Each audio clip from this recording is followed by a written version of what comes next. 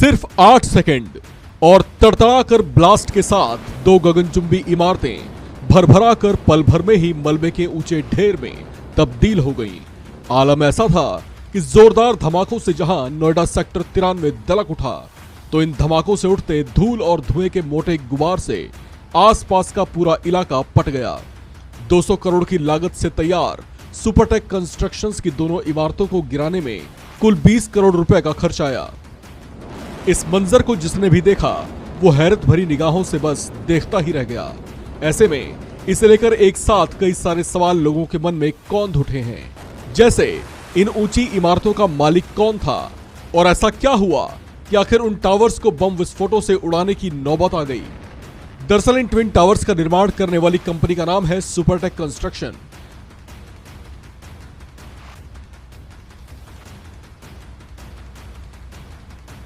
और इसके मालिक हैं आर.के. अरोड़ा।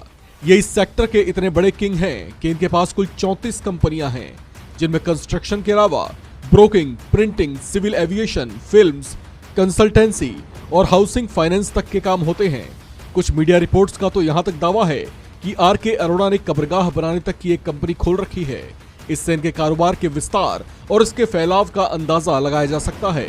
इन तमाम कंपनियों से आर.के. अरोड़ा को अरबों रुपए की कमाई होती है। अब आपको बताते हैं कि कंस्ट्रक्शन के कारोबार में इन्होंने कदम कब रखा। मीडिया रिपोर्ट्स के मुताबिक आर.के. अरोड़ा ने अपने कुछ साथियों के साथ मिलकर साल 1995 में इस कंपनी की आधारशिला रखी थी। कंपनी ने नोएडा, ग्रेटर नोएडा, यमुना विकास प्राधिकरण क्षेत्र, मेरठ, दिल्ली, एनसीआर समेत देश भर के कुल 12 शहरों में रियल एस्टेट के प्रोजेक्ट्स लॉन्च किए। देखते ही देखते अरोड़ा ने रियल एस्टेट में अपना नाम बना लिया। इसके बाद अरोड़ा ने एक के बाद एक 34 कंपनियां खोली जो अलग अलग सेक्टर से जुड़ी हुई हैं। आर.के. अरोड़ा ने सुपरटेक लिमिटेड कंपनी खोलने के तकरीबन 4 साल के बाद इसी से मिलते जुलते एक और नाम की कंपनी खोली। इस कंपनी का नाम था Supertech builders and promoters private limited, जो उनकी पत्नी संगीता अरोड़ा के नाम से खोला गया था। अपने कारोबार को और विस्तार देने के लिए उन्होंने अपने बेटे को भी मैदान में उतारा।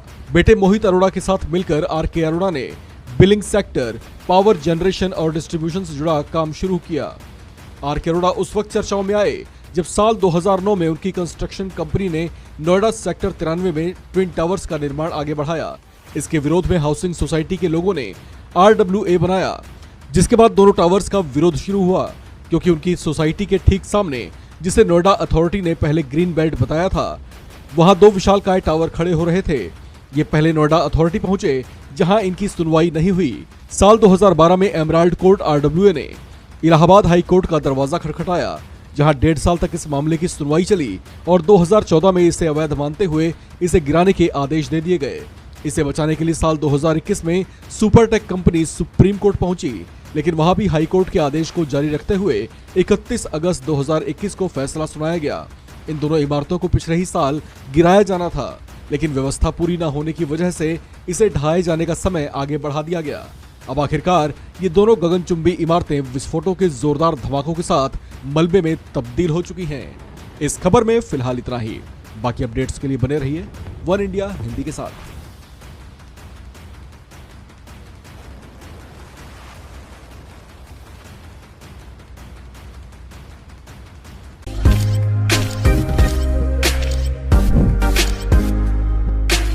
अगर तुम लोग नए हो तो सब्सक्राइब करो, वो जो लाल वाला बटन है उसके साथ स्कैम करो या फिर महफिल जमाओ, मुझे नहीं पता, बस क्लिक हो जाना चाहिए।